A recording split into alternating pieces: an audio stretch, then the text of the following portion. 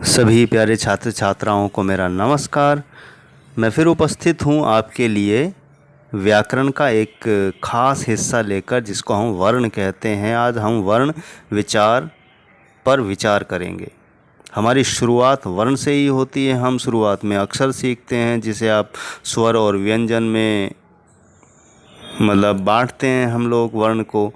और वर्ण किसे कहते हैं कि वर्ण उस मूल ध्वनि को कहते हैं, यानी आवाज़ को कहते हैं, जिसके और खंड या टुकड़े नहीं किए जा सकते हैं। जैसे है च, ख, ग, घ।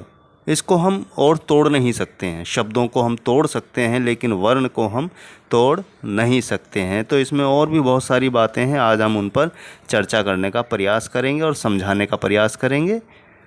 चलिए बढ़ते हैं आगे। देखिए, सबसे पहले हम प्यारे बच्चों वर्ण की परिभाषा समझ लेते हैं, जान लेते हैं कि वर्ण क्या है।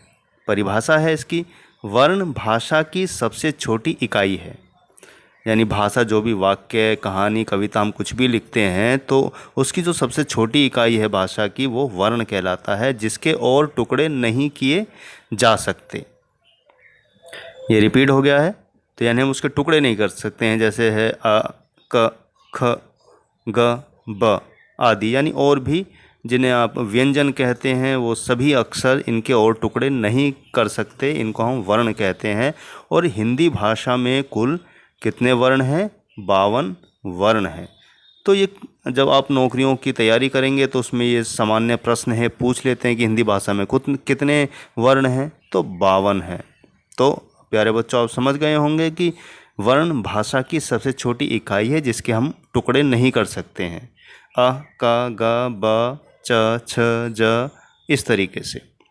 अब बढ़ते हैं आगे। तो प्यारे बच्चों, स्क्रीन पर दिखाई दे रहा है वर्ण विचार, यानी कि वर्ण विचार हिंदी व्याकरण का पहला भाग है, जिसमें भाषा की मूल इकाई ध्वनि तथा वर्ण पर विचार किया जाता है। यानी व्याकरण की शुरुआत ही यहाँ से होती है। इसकी भाषा की मूल इकाई क्या है और ध्वनि क्या है, और वर्ण पर विचार किया जाता है। आगे देखते हैं हम लोग। अब वर्ण के कितने भेद होते हैं, ये भी हम समझ लें। वर्ण के हमारे 2 भेद होते हैं, एक स्वर है, एक व्यंजन। ये तो आपको मालूम ही होगा। कभी कभी हम भूल जाते हैं, दिमाग से निकल जाता है, हम ध्यान नहीं देते। तो वर्ण के हमारे प्यारे बच्चों 2 भेद हैं, स्वर और व्यंजन, जिसको आप इंग्लिश में कॉन्सोनेंट व्यंजन को कहते हैं और वोवल स्वर को कहते हैं। अब बढ़ते हैं आगे। आइए स्वर की परिभाषा समझ लें पहले कि स्वर की परिभाषा क्या है। कि ऐसे वर्ण जिनका उच्चारण स्वतंत्र होता है, वे वर्ण स्वर कहलाते हैं। स्वरों का उच्चारण करते समय हम केवल होंठ एवं तालु का प्रयोग करते हैं, यानी होंठों को जो हिलाकर जो शब्द अक्षर निकलते हैं, वे स्वर कहलाते हैं। जैसे इंग्लिश में तो ए, ई, आई, ओ, यू है, और हिंदी में अलग हैं। तो हम आगे उस पर विचार करेंगे क्या क्या होते हैं। तो स्वर की हमारी परिभाषा ये हुई। अब आगे बढ़ते हैं प्यारे बच्चों, वर्णमाला। कि वर्णमाला किसे कहते हैं? कि वर्णों के समूह को वर्णमाला कहा जाता है। हर भाषा की अपनी एक वर्णमाला होती है, यानी कई तरह की भाषाएं हैं दुनिया में, सबके अपनी वर्णमाला है। जैसे इंग्लिश की ABCD है, हिंदी की अलग है, क, ख, ग, घ है।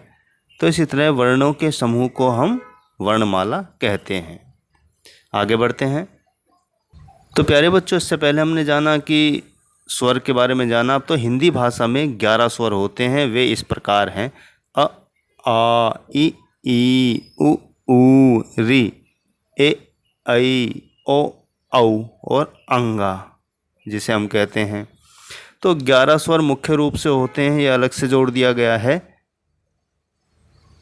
बढ़ते हैं आगे प्यारे बच्चों। अब देखिए प्यारे बच्चों, स्वर के भेद कितने होते हैं। हमने स्वर की परिभाषा भी जानी। स्वर के भेद, पहला है ह्रस्व स्वर, फिर है दीर्घ स्वर और फिर है प्लुत स्वर। अब इनके बारे में हम जानेंगे कि ह्रस्व, दीर्घ और प्लुत स्वर क्या होते हैं। अब आपके सामने पहला है ह्रस्व स्वर, यानी कि स्वर के जो पहला भेद हमारा है कि ऐसे स्वर जिनके उच्चारण में सबसे कम समय लगता है, वे स्वर ह्रस्व स्वर कहलाते हैं। सभी स्वरों में 4 ह्रस्व स्वर होते हैं। अब देखिए ये हैं अ, ई, उ, री, तो इनमें हमें बोलने में कम स्वर लगा, मतलब समय कम लगा। इन्हें मूल स्वर भी कहते हैं, यानी कि ये बेस हैं स्वर के, तो इनमें हमें बोलने में कम समय लगता है, तो इसलिए ह्रस्व कहा जाता है। अब आगे देखते हैं। दूसरा है हमारे प्यारे बच्चों दीर्घ स्वर। परिभाषा जानते हैं इसकी।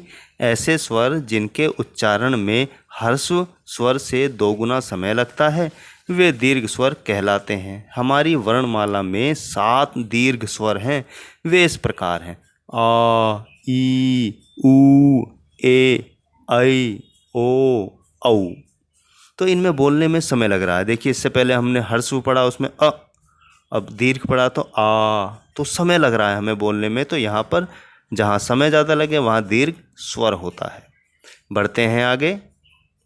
अब हमारा तीसरा है प्यारे बच्चों प्लुत स्वर।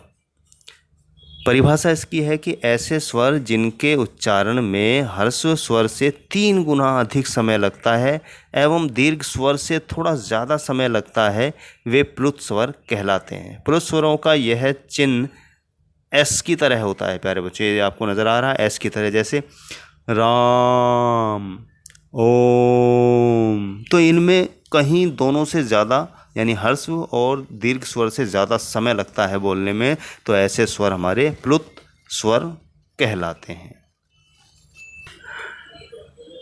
तो प्यारे बच्चों, हमने स्वर को जाना, स्वर के भेद के बारे में समझा। अब है व्यंजन, जिसे इंग्लिश में आप कॉन्सोनेंट कहते हैं। परिभाषा इसकी है कि ऐसे वर्ण जिनका स्वतंत्र उच्चारण नहीं होता एवं उन्हें बोलने के लिए स्वरों की सहायता लेनी पड़ती है। तो वर्णमाला में कुल 33 व्यंजन हमारे हैं। तो बेटे बच्चों ये ध्यान रखें कि वर्णमाला में हमारे कुल कितने व्यंजन हैं? 33। जैसे क, च, त, ट, प आदि। यानी कि का मतलब है क जमा आ, तब वो का कहलाता है। अगर हम का के नीचे हलंत लगाएंगे तब ये आधा कहलाएगा। अगर हलंत नहीं लगाए, ये डंडा नहीं लगा है, तो इसका मतलब है हर व्यंजन के अंदर अ स्वर जो है शामिल है, तो ये बिना उनकी सहायता के नहीं बोले जा सकते। अब आगे बढ़ते हैं प्यारे बच्चों। अब देखिए आगे क्या कहते हैं व्यंजन के बारे में कि जब तक व्यंजनों में स्वर नहीं जुड़ते तब तक इनके नीचे हलंत लगा होता है। देखिए अभी मैंने पहले बताया का है, देखिए हलंत नीचे ये डंडा लगा हुआ है, छा है, जा है, झा है। तो जैसे हम बोलेंगे झ, तो झ के बाद आ की ध्वनि यानी आवाज़ आ रही है, तो ये स्वर है। तो हम ये जो व्यंजन हैं बिना स्वर की सहायता के नहीं बोल सकते, और स्वर इसमें जब तक नहीं जुड़ेंगे जब तक इसमें हलंत लगा होगा, नीचे जो डंडा आप देख रहे हैं। अब बढ़ते हैं आगे। तो प्यारे बच्चों, इनको हमने 5 भागों में बांटा है व्यंजनों को। पहला हमारा का वर्ग है जिसमें क, ख, ग, घ, ण। दूसरा हमारा च वर्ग है, च, छ, ज, झ, य। तीसरा हमारा ट वर्ग है, ट, ठ, ड, ढ, ण। चौथा हमारा त वर्ग है, त, थ, द, ध, न। पांचवा हमारा पा वर्ग है, प, फ, ब, भ, म। तो इस तरीके से हमने इनको 5 भागों में बांटा है: क वर्ग, च वर्ग, ट वर्ग, त वर्ग और प वर्ग। अब देखिए व्यंजन के कितने भेद हैं प्यारे बच्चों, ये भी हम जान लेते हैं। व्यंजन के 3 भेद होते हैं: स्पर्श व्यंजन, अंतस्थ व्यंजन और ऊष्म व्यंजन। अब हम जानेंगे स्पर्श व्यंजन क्या है। तो प्यारे बच्चों, जो स्पर्श व्यंजन है कि स्पर्श का अर्थ होता है छूना। ऐसे व्यंजन जिनका उच्चारण करते समय जीभ, कंठ यानी कि गला, तालु, मूर्धा, दांत अथवा होंठ का स्पर्श करती है। यानी व्यंजन जिनका उच्चारण करते समय जीभ, कंठ, तालु, दांत अथवा होंठ का स्पर्श करती, यानी ये आपस में मिलते हैं, तो वो स्पर्श व्यंजन कहते हैं। कुल 33 व्यंजनों में 25 स्पर्श व्यंजन होते हैं। तो ये बात हम ध्यान रखें कि जब होंठ, तालु, कंठ यानी गला और जीभ आपस में छुएं तो इसका मतलब है वो व्यंजन हमारे स्पर्श व्यंजन कहलाएंगे। तो प्यारे बच्चों, हमारा दूसरा जो व्यंजन है अंतस्थ व्यंजन। परिभाषा समझ लेते हैं इसकी। अंतः का मतलब है भीतर होता है। ऐसे व्यंजन जो उच्चारण करते समय हमारे मुख के भीतर यानी अंदर रह जाते हैं, वे व्यंजन अंतस्थ व्यंजन कहलाते हैं। कुल 33 व्यंजनों में 4 अंतस्थ व्यंजन होते हैं। ये 4 हमारे व्यंजन ये हैं य, र, ल, व। जब आप बोलकर महसूस करेंगे कि ये हमारे अंदर ही यानी मुख के भीतर ही आ जाते हैं, बाहर की तरफ नहीं निकलते हैं। य, र, ल, व यानी अंदर की तरफ। अभ्यास करेंगे तो समझ में आ जाएगा। अगला हमारे व्यंजन की तरफ बढ़ते हैं प्यारे बच्चों। तीसरा हमारा व्यंजन है ऊष्म व्यंजन। परिभाषा समझ लेते हैं। ऊष्म मतलब होता है गर्म प्यारे बच्चों। इन व्यंजनों के उच्चारण के समय वायु मुख से रगड़ खाकर ऊष्मा पैदा करती है यानी गर्मी, यानी उच्चारण के समय मुख से गर्म हवा निकलती है, जिसे हम ऊष्म व्यंजन 4 होते हैं। श, श, स, ह। तो हवा निकल रही है रगड़कर, इसी कारण से इसे ऊष्म व्यंजन कहा गया है प्यारे बच्चों। अगर आप बोल कर देखेंगे श, एक हवा सी निकलती है, स, स, ह।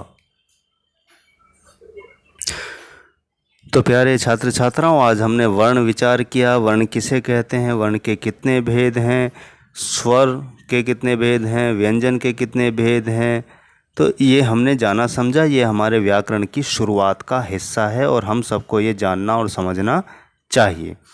अब अगली वीडियो में फिर से मैं कुछ और व्याकरण के हिस्से को लेकर आपसे चर्चा करूँगा, समझाऊँगा। तब तक के लिए अलविदा। अपना ध्यान रखें, मास्क लगाकर बाहर निकलें, बेवजह बिल्कुल घर से बाहर ना जाएं, अच्छा खाएं, स्वस्थ रहें।